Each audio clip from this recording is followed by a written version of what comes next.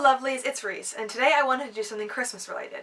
So I googled Christmas book tags, and of those options, I chose, drumroll please, I don't know why I'm trying to make this suspenseful, you already know what it is, you read the title, the Christmas song book tag. This was originally created by Haley in Bookland, I believe. I will leave a link to her channel down below. So without further ado, we will get into the tag. Number 1. You're a mean one, Mr. Grinch.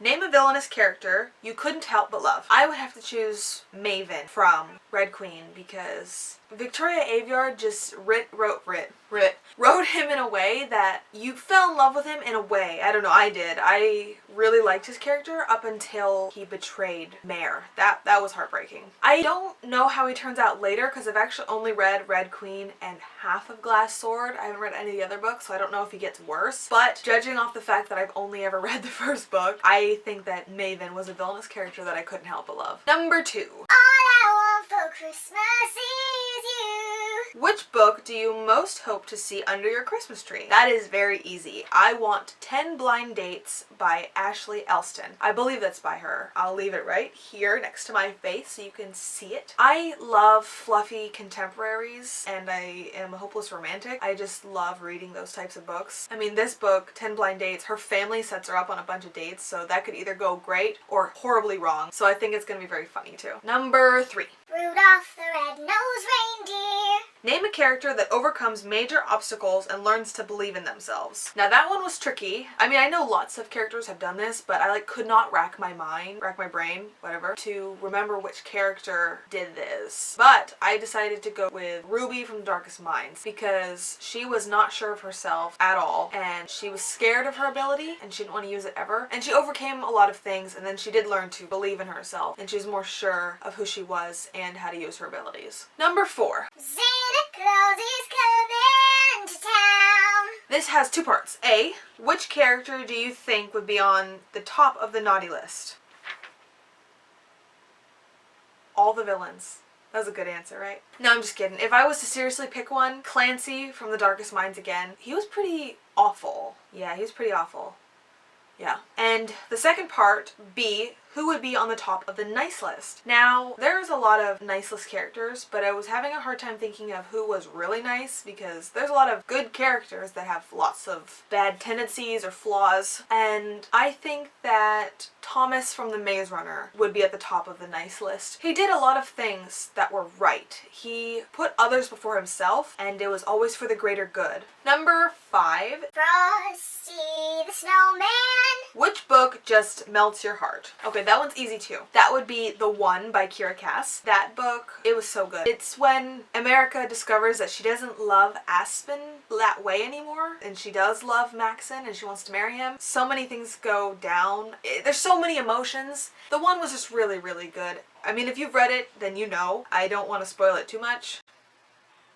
Number 6. Feliz Navidad, prospero año felicidad. Sorry, I went a little overboard there. Choose a book that takes place in a country other than yours. I'm going to have to choose Secret. I cannot remember the author's name. I'm going to put the book over here. Or over here. Probably over here. Yes, Secret takes place in Russia. It's about this girl in Russia who has these abilities. Can't remember what the abilities are. I'm sorry. There's a bunch of kids that have different abilities and they've been gathered up to be used for a purpose. But I remember I really liked it. And there's actually a second book. It's a duology. And the second book is called Scandal. And that's coming up. I'm going to be reading that. Mark my words. Number 7. It's the most wonderful time of the year. Which holiday-themed book do you use to spread Christmas joy? This is going to sound horrible, but I don't really have too many Christmassy-themed books that I use to spread Christmas joy. I spread Christmas joy in other ways, like decorating. Do you like it? But seriously, I received this book called The Christmas Magi, I think. And it was about the lady that cut her hair to buy a present for her husband, and her husband sold his watch to buy a present for the wife, and then their presents canceled each other out. And I really liked that story, so I guess I would use that book to spread Christmas cheer. Number 8. Sleigh ride. Which fictional character would you choose to spend the holidays with? It does not have to be a love interest. Well, that's hard to say, because you don't want to spend the Christmas with somebody that's kind of insane. Like, they're they're fun to read, but they might be a little crazy or violent. Like Jude Duarte, she's one of my favorite characters, but I don't know if I would want to spend any time with her personally because that seems kind of dangerous. But I would have no problem spending my Christmas with Lane from Inhuman by Cat Falls. I own a lot of these books I'm mentioning. I'm just too lazy to go grab them right now. Don't tell anyone. Are you having a hard time? No. It sounds like you're like jiggling the door. No, I'm holding a bell. Oh. I would like to spend my Christmas with Lane from Inhuman by Cat Falls. She is very sensible and practical, but also can have a good time. She's not psycho. Number 9. Yes. 'Cause baby, it's cold outside. Is that annoying? I really hope it's not because it's fun for me on this end. Which book that you didn't like would you sacrifice to a fire to warm yourself in the cold? Well, my immediate answer was The Girl in Red. Covers here because I can't remember the author. I did not like that book. It was interesting, but it was so realistic that it wasn't interesting because nothing happened.